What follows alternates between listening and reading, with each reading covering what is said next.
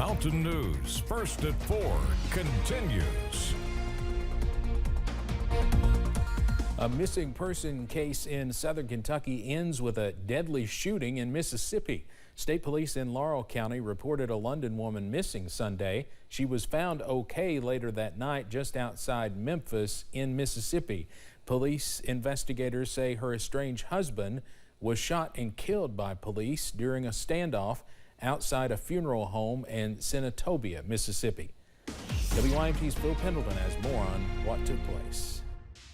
This all started this past weekend here in Laurel County, where Kentucky State Police on Sunday put out a missing person alert stating that a 37-year-old woman could be with her estranged husband. Kentucky State Police say the woman could be with 42-year-old Ronnie Martin. According to court records, Martin was arrested on January 1st when police say he grabbed his wife by the arm and pushed her against a wall. People who know the couple say they separated, and on Sunday, police say the woman was reported missing, last seen on Friday. On Sunday, while people were attending a funeral visitation in Senatobia, Mississippi, witnesses say they saw police shoot and kill a man, later identified by the coroner as Martin. Witnesses say they heard several shots fired. I seen when the cops fired, but I heard 2 shots before that, thinking that, the suspect fired at them and then they fired back, killing the guy. The district attorney in Mississippi states that this woman is now safe with her family. Police in that area say that they had to use lethal force because they say that de-escalation and communication tactics were no longer successful when they tried to negotiate with Ronnie Martin. In Laurel County, Phil Pendleton, now back to you. Police in Mississippi also say the shooting occurred after a chase that involved several different agencies. Flood relief is still ongoing across the region, with many communities still reeling from the destruction of the late July waters, leaving many pleading for people to step in. In Floyd County, families in the Wayland community are still working to rebuild and reclaim some of what was lost, as a large number of the agencies that were once available have moved on to other places. Officials with the local nonprofit Hand in Hand Ministries say the need is still great, even if the attention has diverted in the months following the flood. The flood didn't just happen and go away. We still have people without homes. They still need building materials. They still need volunteers. And volunteers with the ministry are currently working to get 2 Wayland homeowners back into their homes before winter. We'll have more about that effort and how you can lend a helping hand coming up at 6. The Country Music Highway along US 23 was recently awarded with $1 million for its newest project at the Mountain Arts Center. Last Tuesday at the SOAR Summit, CMH 23 received $1 million from the Appalachian Regional Commission for equipping and upgrading its TV and radio broadcasting studio at the MAC in Floyd County. Prestonsburg Mayor and CMH 23 Secretary and Treasurer Les Stapleton says the partnership between CMH 23, the MAC, and Big Sandy Community and Technical College will also allow students to learn the ropes of the radio or television broadcasting industry. We'll be teaching classes such as direction, production, interview techniques. We'll teach them to be in front of the camera. Some of the technology goes with it. Teach them to be behind the camera even. So they will have a stable starting position that they can get into the business. The sooner the better. We have several positions open. Along with more educational opportunities, this will also allow young local musicians more opportunities to showcase their talents. We'll have more from the MAC and officials with CMH 23 tonight at 6. With winter approaching, veterinarians and shelter workers are reminding folks to winterize your space for your outdoor pets. Colder weather can pose several threats like frostbite or hypothermia to outdoor animals. So those with the Kentucky River Regional Animal Shelter say it's important to ensure you can provide your pets with a warm space that can protect them from the elements now rather than later.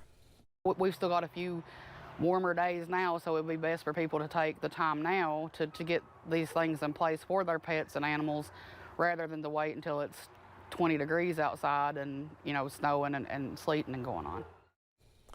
Dr. Danica Harvey with the Appalachian Animal Hospital says there are heat lamps and heating pads out there that are safe to put in your pet's outdoor shelter. If you need help securing a shelter or supplies to winterize your pet space, you can contact your local animal control or animal shelter for assistance.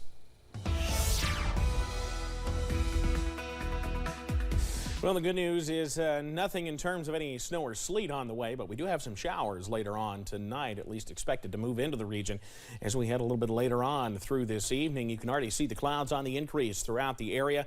A little bit of that sunshine out there from Buffalo Mountain, but you see it's the cloudiness working in. 77 the current reading. How about middle and upper 70s region-wide? Like I said, I wouldn't be shocked if somebody hits 80. I haven't seen it yet, but it is very warm out there. Notice southerly and southeasterly winds, 10 to 15 miles per hour. That's not only bringing in a little bit more moisture, some warmth, it's also potentially fueling some of those wildfires out there. You heard talking about the burn bans earlier, and those will stay in effect even after this rain moves through, because we're not talking a whole lot. Level 1 marginal risk of severe weather for just a few of our counties in the far southwest. I don't think this is a big deal, but some gusty winds can't be ruled out. You see, for us, just clouds. Backing on out, you see the storms are really getting going as you head west of the Birmingham metro area, and that leads up towards Nashville, and then showers farther north from that. That's our system that's working in. It's not going to be a huge deal, but we will see a little bit of rain that will temporarily help with the wildfire threat. Low 50s out there tonight. Showers and storms look to continue. I'll have the very latest on when we could see a return to some more calmer weather in just a few minutes. Steve? All right, Evan, thank you. Police are investigating the most recent homicide in Lexington.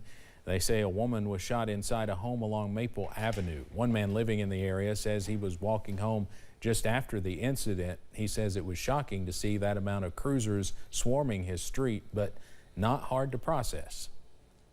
Like every other day, if not like every day.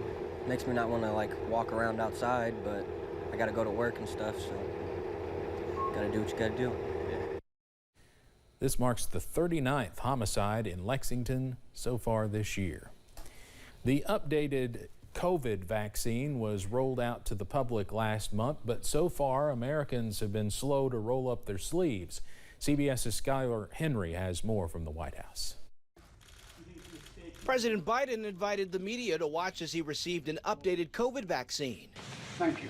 The updated vaccine is effective against both the original strain of COVID-19 as well as the Omicron variant. If you're fully vaccinated, get one more COVID shot once a year.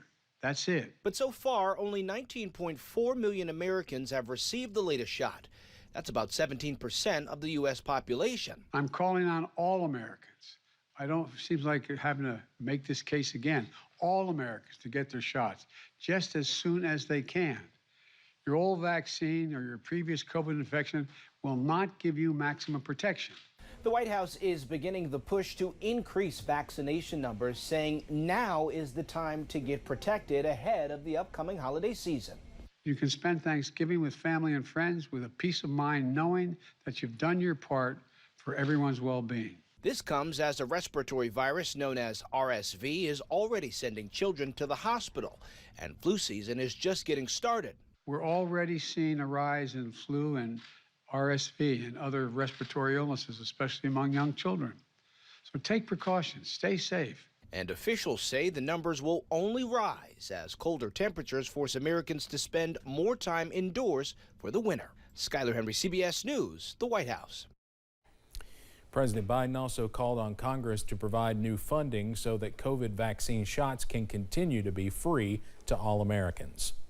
Hurricane Ian is gone, but the damage it caused will be felt in Florida for a long time. The state's Department of Agriculture and Consumer Services says the preliminary damage assessment for agriculture losses from the storm could be up to $1.8 billion. Officials in Florida report that Ian damaged citrus trees, forestry, and infrastructure. Total losses for citrus producers could reach $675 million. Hurricane Ian was a Category 4 storm when it hit southwest Florida last month. Coming up as First at 4 continues, the Biden administration is moving forward with its student loan forgiveness plan despite legal challenges from 6 Republican-led states. Plus, tracking showers, even potentially a rumble of thunder out there later this evening. That's despite the sunshine we see out there now. Details ahead.